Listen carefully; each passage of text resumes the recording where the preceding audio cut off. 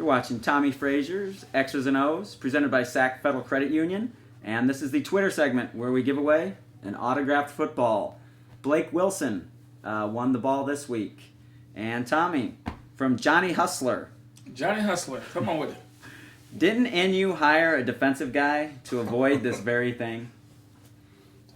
Well, yeah, they did hire a defensive coordinator to be the head coach because they saw that when the regime before, the offense was running smooth and the defense was the one that needed help, so they wanted to do that.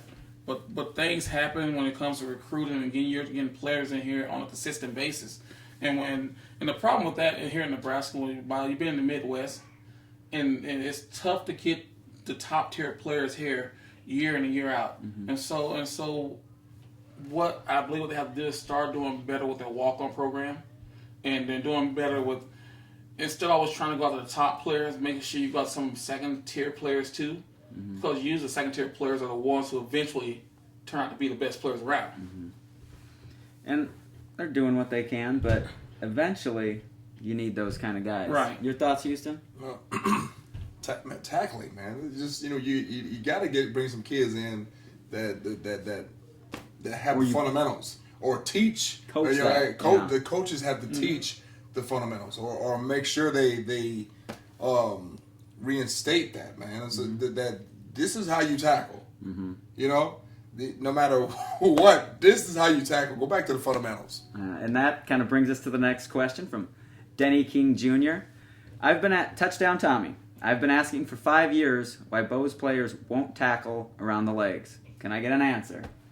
Well, tackling around the legs is not always the right place to tackle either. The thing is that you got to get a guy in position first, then he has to break down, and then he has to deliver the blow. Usually when people are tackling at the leg, that means they're afraid to hit them high, or the guys run by them, so they're diving. The perfect spot to hit someone is around the waist, because as the waist goes, so does the body. Mm-hmm. So that's where they should be aiming for. But what you're starting to see now in football at any level, everyone's trying to go for the kill shot instead of just securing the tackle. And if you watch college football and you watch Nebraska players, watch how many guys just flying in there without using the right technique. They're flying there trying to get the kill shot. Go back to the way you were taught, to where break down, but someone to secure the tackle. Yeah. If the kill shot comes from that, then it comes. Yeah. But if you try to force it, you see what happens. Yeah, something that only would have been a 2-yard gain becomes a 6-yard gain because the guy missed the tackle trying to make ESPN Sports Center. Oh. Yeah. It happens. I mean, that's just part of the game. Nothing wrong with making Sports Center. Nothing wrong with doing the done. Nothing wrong with that. But break it down. Get the foundation. Get the foundation and make the tackle. That's it. Touchdown Tommy. And right now Nebraska has 3 offensive linemen who used to be walk-on starting, so I'm guessing this is where this question came from. How many walk-on linemen played on your lines? Well, there's quite a few that played. Now, how many actually started? We'll break this question. How many starters in 94, 95? I think there's probably one, Joe Wilkes. Joe Wilkes was a scholarship? I think he was a walk-on that eventually earned a scholarship. Okay, I know Sty was from California. Sty was a scholarship, but everybody else was scholarship. But I think Joe Wilkes was the only one. Now, keep in mind, we did have a lot of backups who were walk-ons. I know that, I think, if I'm not mistaken, I think Adam True was a walk-on. I could be wrong on that, but whether you're a walk-on or not doesn't matter. If you go out there and you do things the right way and you consistently do it, you're going to get your opportunity. And when you get your opportunity, you make the most of it. Mm-hmm. And that's why you want those guys from the state of Nebraska to come in as walk-ons. Mm-hmm. That's why you used to love coming here. They knew they had an opportunity to earn a scholarship and they got to improve themselves. Yeah, and I'm not being critical of walk-ons because arguably the best lineman right now might be Spencer Long, the right guard from Elkhorn. Justin Jackson's doing a very good job at center. Right. But I think the question is, we have 3 walk-ons starting, so where was the, and recruiting's tough. Well, here's the problem with that. You have guys that they thought was going to be someone, didn't turn out to be that person. Mm-hmm. You probably got some guys who were injured. And you got guys that they were on that decided to go to other places. So you're not going to get everyone that you want, but you're hoping that you would like to see all your starters, guys that you gave scholarships to from as freshmen. But it doesn't always work that way. Mm-hmm. So hopefully the guys you got to walk on are good enough to where they can earn playing time and eventually start. And the 3 former walk-ons that we have are the best of what we have. Now, maybe what's that saying about the recruiting since they've been here? They hadn't done a very good job recruiting offensive linemen.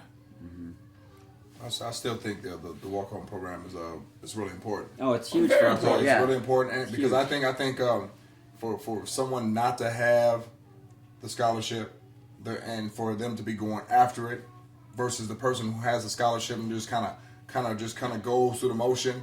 I think that the guy who has nothing to lose is the one who's going to go out there and get it done. And it goes to show, if we didn't have the walk-on program, those 3 guys won't be here. You're right. So that's why it is important to have the walk-on program. And I still think that they need to have it to where they're having 115 guys on the team walking on instead of trying to, because you never know. Never know. How many of those guys will go on to other schools because you didn't let them walk on here, then they're helping other schools. So the walk-on program is very important. And this week's winner, as we said earlier, Blake Wilson.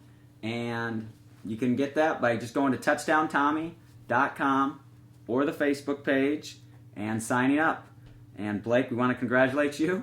And you will get the ball this week on Tommie Frazier's X's and O's. And before we go away, I want to send a shout out and prayers to the University of Tulane football player who broke his neck yesterday. And we want to make sure that he has a speedy recovery and hope that whatever he's going through, that knowing that touchdown Tommie and Tommie's X's and O's is behind him 100% for speedy recovery. Yeah. College football, contact sport. And Blake will not be receiving this at the Sokol Hall. I don't know. I might have to arrange a match with someone there just to show it can be done. The West Omaha belt fought for in Sokol Hall. Thanks for Hands will be flying. Thanks for tuning in while he rambles on about this. And thanks for tuning in, and we'll catch you next week. All right.